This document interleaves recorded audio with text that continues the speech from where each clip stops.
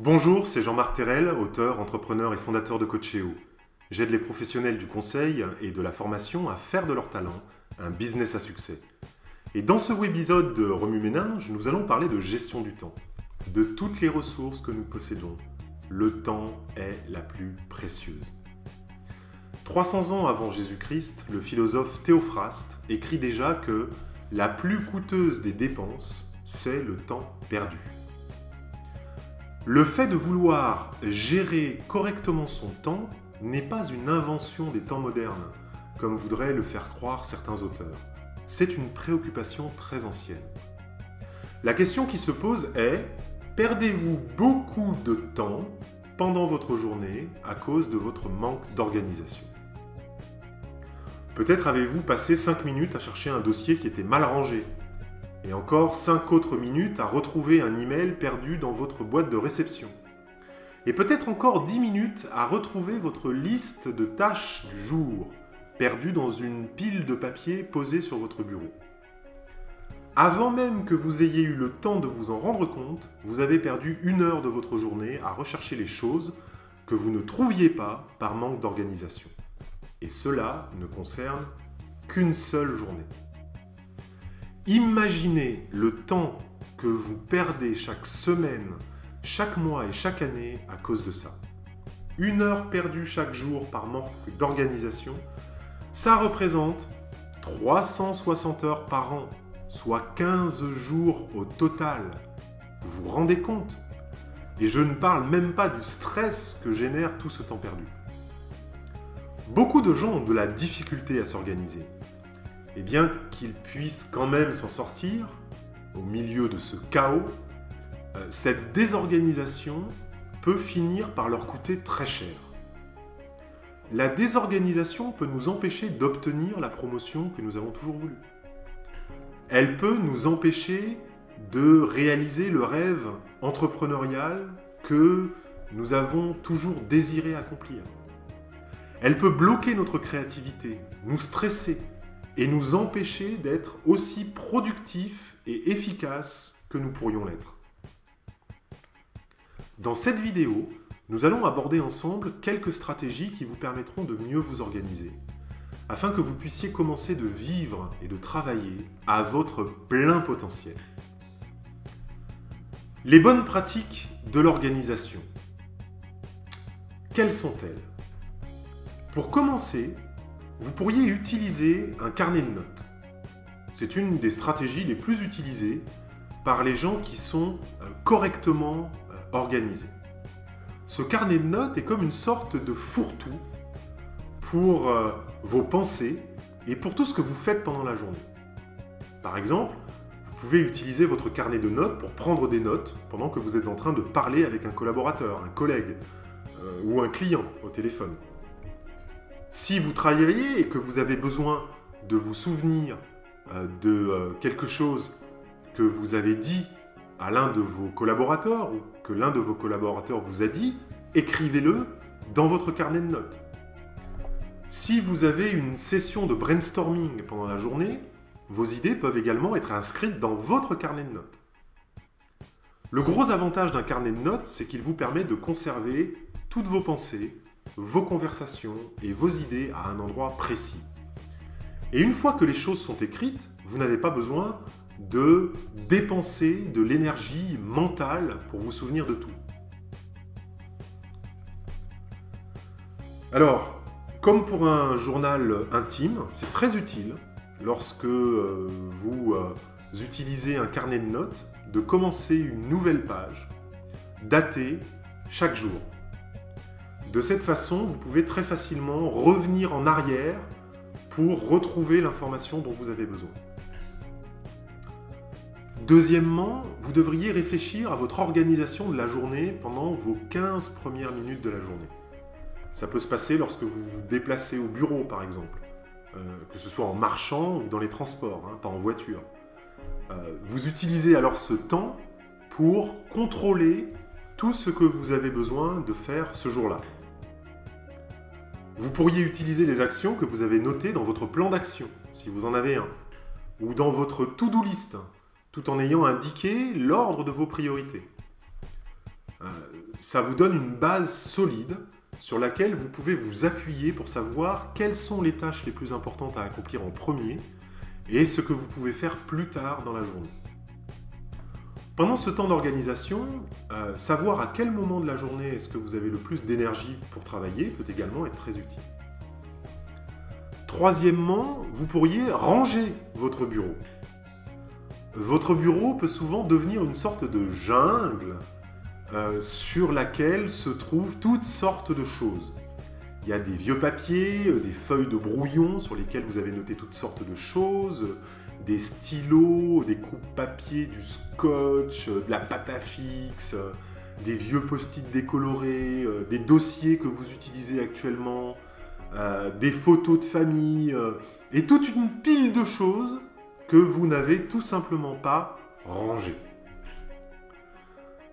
Bien que certaines personnes puissent se sentir beaucoup mieux et beaucoup plus créatives au milieu d'un tel bazar, pour la plupart d'entre nous, le manque de rangement nous distrait d'une part et nous inhibe d'autre part. Si vous voulez réellement vous organiser, alors nettoyer et ranger votre bureau est une très bonne tactique de base. Cela peut quand même être une tâche qui prend du temps. Alors, je vous recommande de plutôt travailler là-dessus à la fin de votre journée de travail ou pendant le week-end. C'est très important de faire ça calmement, tout particulièrement si votre bureau ressemble à un champ de bataille. Okay. Alors, commencez par nettoyer tout ce qui se trouve sur votre bureau. Les dossiers que vous avez fini d'utiliser doivent être archivés ou détruits. Et tout ce qui ne vous est pas absolument utile doit disparaître de la surface de votre bureau et atterrir dans un classeur, dans un dossier ou dans une poubelle. D'accord ? Tout ce qui est inutile, n'hésitez pas à vous en débarrasser en utilisant la poubelle ou, comme c'est mon cas, le broyeur qui se trouve normalement à proximité du bureau. Pour ce qui reste, il s'agit probablement de dossiers ou de papiers dont vous avez besoin actuellement. Peut-être même que ce sont des documents dont vous avez régulièrement besoin. Vous pourriez alors organiser les choses de façon à y accéder facilement. Le plus souvent, lorsque vous utilisez quelque chose, souvent, eh bien, cette chose devrait se trouver le plus près de vous possible. D'accord ? Le plus souvent vous utilisez quelque chose, le plus près de vous, cette chose devrait se trouver sur votre bureau. Alors, organisez votre bureau pour qu'il soit utile et non pas pour qu'il soit joli. Quatrièmement, créez une zone action sur votre bureau et utilisez cette zone pour le matériel dont vous avez besoin pour achever les projets, pour terminer les choses sur lesquelles vous travaillez actuellement. Aussitôt que vous avez terminé une action, nettoyez cette zone de façon à la tenir prête pour la tâche suivante. Ok ? Alors comment faire pour faire en sorte que mon bureau reste organisé, Jean-Marc ? C'est très simple. Prenez 5 minutes à la fin de chaque journée pour nettoyer votre bureau et le conserver en bon ordre. De cette façon, vous pourrez revenir au travail le lendemain en ayant une surface de travail claire et bien organisée. Il nous faut aussi parler des outils d'organisation. Au XXIe siècle, nous vivons à une époque où la technologie nous offre des outils absolument fantastiques. Utilisez-les pour être correctement organisés. Premièrement, vous pourriez utiliser des plannings ou des calendriers digitaux. Beaucoup de personnes utilisent ce genre d'outils pour les aider dans leur organisation. Ça peut être très utile pour rester concentré sur les tâches les plus importantes pour vous. Par exemple, beaucoup de calendriers digitaux comme Outlook et iCal ou Google vous permettent d'attribuer des codes de couleurs à vos tâches. Vous pouvez utiliser le rouge pour les choses urgentes, le vert pour les choses importantes et le bleu pour les tâches qui sont faiblement prioritaires. Vous pouvez mettre en place un système de couleurs pour les tâches de votre journée qui vous aide à voir rapidement ce que vous devez faire en premier. Vous pouvez créer un agenda par type de rôle. Un agenda famille, un agenda des tâches, un agenda des rendez-vous, etc. Deuxièmement, vous pourriez utiliser un outil qui vous permet de contrôler vos progrès quotidiens et qui vous envoie des alertes. Pour ma part, j'utilise un outil qui s'appelle Redboof. Mais il en existe des dizaines que vous pouvez trouver en faisant une simple recherche sur Internet avec les mots-clés logiciel de gestion des tâches. J'utilise également Rescue Time, qui est une application qui me permet de traquer le temps que je passe sur Internet afin de surveiller ma productivité. Bref, les outils ne manquent pas. Si vous cherchez les moyens pour vous organiser, vous trouverez toujours une solution pour y parvenir. Il vous suffit de le décider et de passer à l'action. Encore quelques astuces pour s'organiser. Premièrement, offrez-vous des récompenses. Si vous trouvez difficile de rester organisé, essayez de vous offrir des récompenses. Par exemple, si vous avez terminé 4 choses sur votre liste de choses à faire, récompensez-vous vous-même en prenant une bonne tasse de café ou en prenant 10 minutes de temps libre pour traîner sur le web. Ok ? Mais attention de ne pas aller au-delà du temps que vous vous êtes fixé. Deuxièmement, utilisez un calendrier, je l'ai déjà évoqué, mais synchronisez toutes les informations entre elles. Si vous entrez certaines informations sur votre PDA et d'autres choses sur votre agenda de bureau et d'autres choses sur votre agenda papier et que tout ça n'est pas synchronisé, vous risquez probablement de manquer des rendez-vous importants ou d'oublier des tâches cruciales.